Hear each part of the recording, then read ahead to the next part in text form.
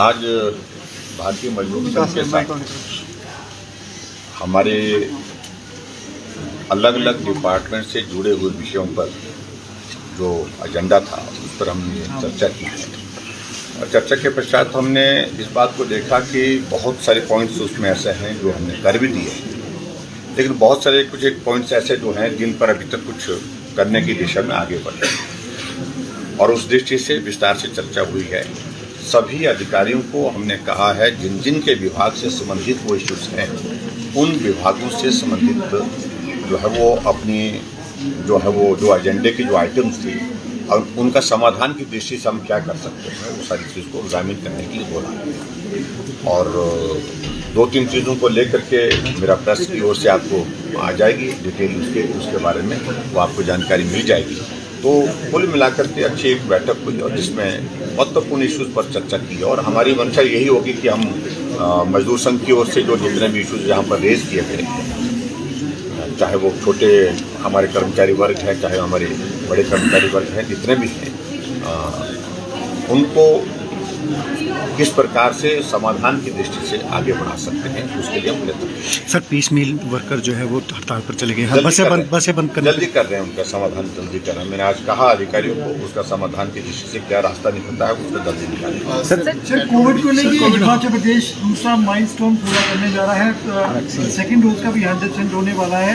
क्या अभी तक स्टेटस है और कितना महत्वपूर्ण है, और जो ओमिक्रॉन जो नया वेरिएंट आया उसको लेकर सरकार कितनी अलर्ट है? और उसके बारे में मैंने कहा कि हमने पिछले कल भी सभी डिप्टी कमिश्नर के साथ बीसी की है, उसमें डिटेल में चर्चा हुई है। और हिमाचल प्रदेश में कोविड के मामले कुछ जगह स्कूलों में आए, वो थोड़ा चिंता का विषय है। उसके लिए हमने उसको जैसे जब पंडो में आए हैं, इसके अलावा 1-2 जगह और भी आए। बाकी हम देख रहे हैं कि केसेस, एक्टिव केसेस का नंबर लगातार कम हो रहा है, ऐसी बात नहीं है। लेकिन जहां चिंता का विषय पूरी दुनिया देश के लिए ये बना हुआ, ये जो ओमिक्रॉन जो नया एक वायरस का एक आया है, तो इस वेरिएंट को चेक करने के लिए जो मैकेनिज्म पूरे देश भर में और पूरी दुनिया भर में जो सभी देशों ने, सभी प्रदेशों ने उठाए हैं, उस दृष्टि से हमने भी कहा है। खासतौर से इसमें बाहर से, विदेश से जो यात्री आ रहे हैं उनको अपना ट्रैवल हिस्ट्री और सारी चीज़ों को लेकर के इस प्रोसेस में से गुजरना पड़ेगा। उनकी चेकिंग, उनकी टेस्टिंग जो है वो लाजमी करेंगे। इस बात को लेकर के हमने बात की है।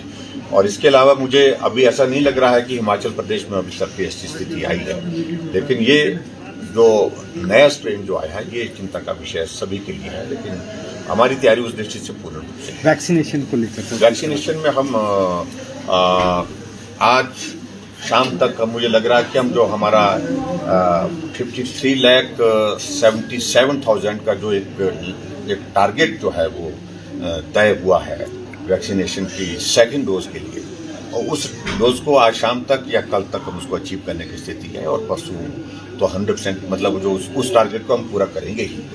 सर, हिमाचल ने वैक्सीनेशन में अच्छा काम किया है सर। अब सेकंड डोज भी हमारा कंप्लीट है, तो जो 18 से नीचे वाली जो वैक्सीन है उसके लिए क्या हम क्लेम करेंगे गवर्नमेंट ऑफ इंडिया से? क्योंकि अभी तो उस पर देखिए पूरे देश भर में चर्चा चल रही है कि उसको करना चाहिए, नहीं करना चाहिए, लगाना चाहिए, नहीं लगाना चाहिए। उस बात को लेकर के अभी किसी निष्कर्ष पर पहुंचना संभव नहीं है।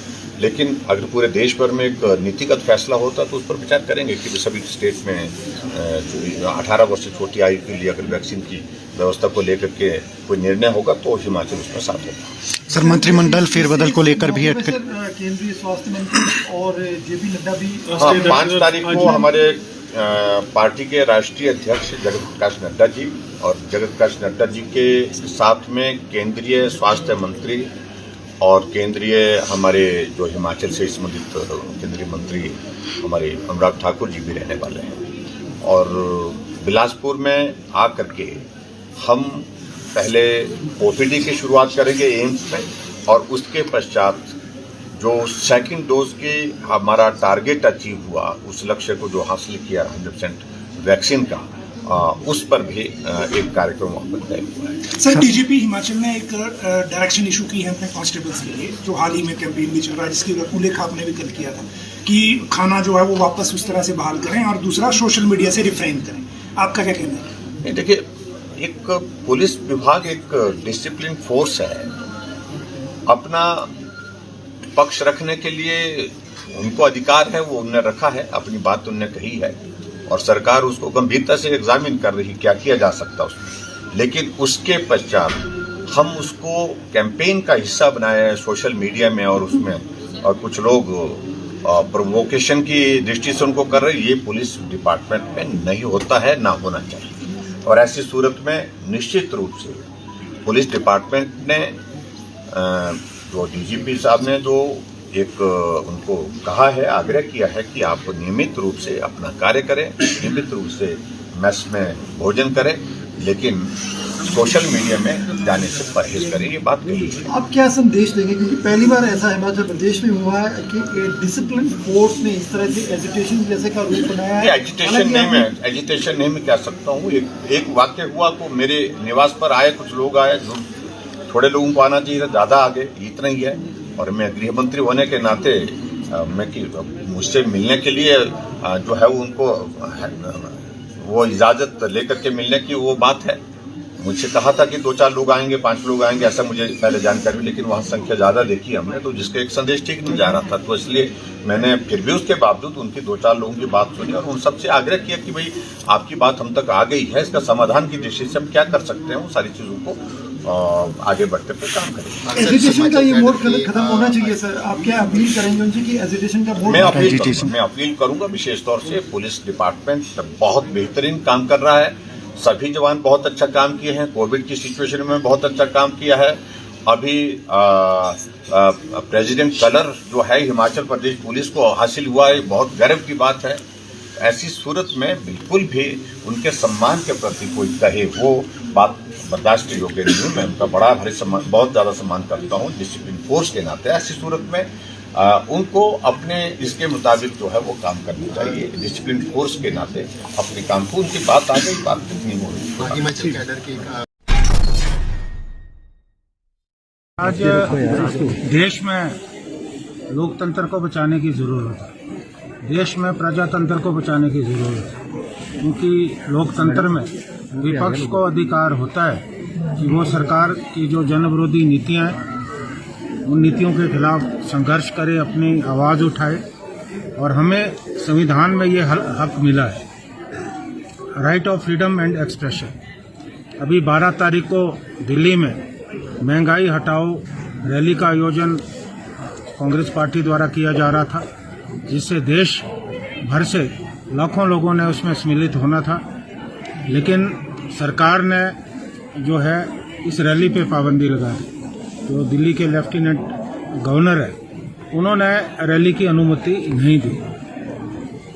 इस रैली के जरिए देश में जो बढ़ती हुई महंगाई है और देश की जो डूबती हुई अर्थव्यवस्था है, देश में बढ़ती हुई जो बेरोजगारी है, इन्हीं सभी मुद्दों के खिलाफ कांग्रेस पार्टी ने इस रैली का आयोजन किया था।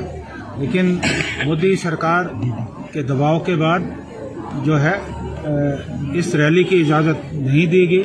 मुझे लगता है कि ये इस देश में जो काफ़ी समय से चल रहा है कि जिस ढंग से जो हमारे स्वायत्त संगठन है उन्हें दबाने का प्रयास हो रहा है, सरकार हर जगह पे हावी हो रही है। मुझे लगता है कि ये सरकार की जो तानाशाही प्रवृत्ति है उसका परिचय है, क्योंकि हमारी जो राष्ट्रीय अध्यक्ष श्रीमती सोनिया गांधी जी, वो हमेशा कहती आई है कि इस देश में लोकतंत्र और प्रजातंत्र को जो है खतरा है। उसी तरह से हमारे जो नेता हैं राहुल गांधी जी, वो भी हमेशा ये बात कहते आए हैं कि विपक्ष की आवाज़ को अनसुना किया जा रहा है, विपक्ष की आवाज़ को जो है दबाने का निरंतर ये सरकारें जो है प्रयास कर रही हैं। जिस ढंग से अभी जो उपचुनाव हुए, इन उपचुनावों में मैं हिमाचल प्रदेश की बात करना चाहूँगा। भारतीय जनता पार्टी को चारों खाने जो है चित किया। मुझे लगता है इससे जहां केंद्र सरकार परेशान है, हिमाचल की सरकार परेशान है, एक निर्णय लिया गया है कि विपक्ष की आवाज़ को दबाया जाए। और जिस ढंग से जनतंत्र में पहली बार हुआ है कि विपक्ष को रैली करने की इजाज़त नहीं दी गई, ये दुर्भाग्यपूर्ण है। इसलिए हमने आज निर्णय लिया कि हम यहाँ जो है हमारे जो जिला कांग्रेस कमेटी के अध्यक्ष भी आज बैठक के लिए आए थे, वो भी मेरे साथ मौजूद हैं।